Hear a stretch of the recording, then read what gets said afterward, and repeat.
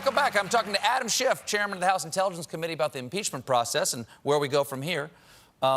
What is the worst-case scenario here? Let's just imagine for a moment that the impeachment vote goes through next week, and then it goes to the Senate, and however that trial is brought about, whatever the procedure is, he is not removed from office. After that, wouldn't he be a completely untethered tiger? Because he knows that he's not going to get impeached again. He can do anything he wants. If he can get away with this, he can get away with anything. Won't he be sort of super Trump after that? Well, you know, the reality is he feels that way already. This has been the only accountability he has faced. As he said not long ago, under Article 2, I can do whatever I want. You know, one of the things, and I would think I was in the same place you were, Stephen, I resisted going down the road towards impeachment. Oh, I was completely against it. Out of the same concern that you've just expressed. But two things convinced me that this was necessary. Both involve the president's conduct. The first is that this is the most serious misconduct we have seen so far. It was one thing when the president invited foreign interference, Russian interference in the last election. Hey, Russia, if you're listening, hack Hillary's emails. And in fact, as we found out in the Mueller report, later that very day, the Russians did try to hack Hillary's personal campaign. That's called constituent services. Yes. You know, that's Putin's version of constituent services for his constituent. So the magnitude of misconduct when you're a candidate inviting foreign interference is different than when you're the incumbent president, when you can, as the president has attempted to, coerce a foreign power to intervene. That is a far worse abuse. But the other thing that I think made this so necessary is the day after Bob Mueller testified, the day after Donald Trump thought, okay, the Mueller probe is finally over, he was back on the phone with Zelensky trying to get a different foreign nation to interfere in the next election.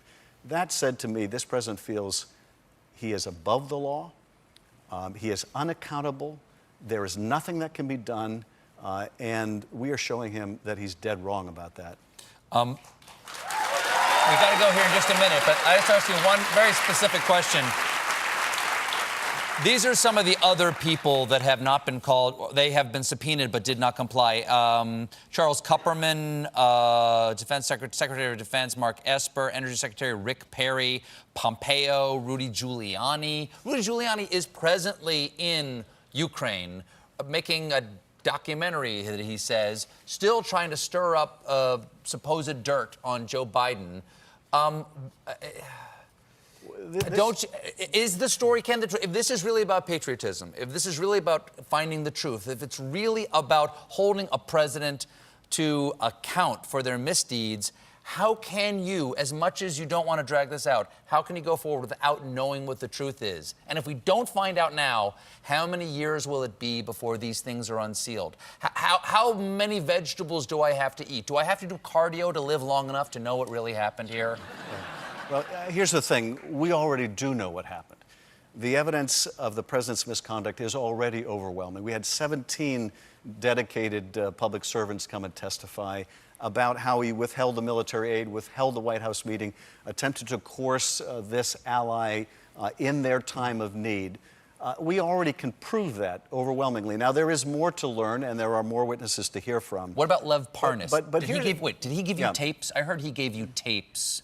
Lev Parnas handed over tapes to you between Giuliani and Donald Trump. Did that happen, Congressman, yes or no? We have got, not the tapes you're thinking about. We have gotten documents and materials, and I can't go into... Materials are tapes? Tapes are materials. I can't go into the specifics, but let me just say this, because you bring up a very important point about Giuliani being in Ukraine this week. This is not just about prior conduct. It's not just about, although it would be more than enough, the president's inviting Russia to interfere, then trying to coerce Ukraine to interfere.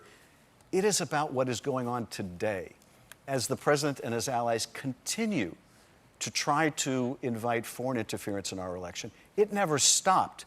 It never will stop unless we put an end to it. And so this is a continuing risk to our democracy. Today, you know, as we sit here, the markup continues. And we are hearing astounding things from Republican members who are saying it's okay to solicit foreign foreign interference in an election. Things I never would have imagined I would ever hear either party say. And, you know, for me, participating in these hearings, watching these hearings, I have to say, you know, for some of our members who are defending the Constitution, it is their finest hour. But for others who are willfully blinding themselves to this president's misconduct, it is the most shameful hour. And I wonder how they're going to explain one day when their grandchild comes to them and says, "Granddad, Grandmom, please tell me what you did when that unethical man, that terrible man, that man that was putting people in cages, dividing our country, extorting our allies, please tell me what you did to stand up to that man." What will their answer be? For all too many, it will be nothing. It will be nothing except shame. Well, Congressman, thank you so much for being here. Of course, we've all been watching the hearings, and while I can't say it has been a pleasure to watch, it has been gratifying to see someone taking their oath of office and their job seriously. Thank you so much for spending your time with us. Congressman Adam Schiff.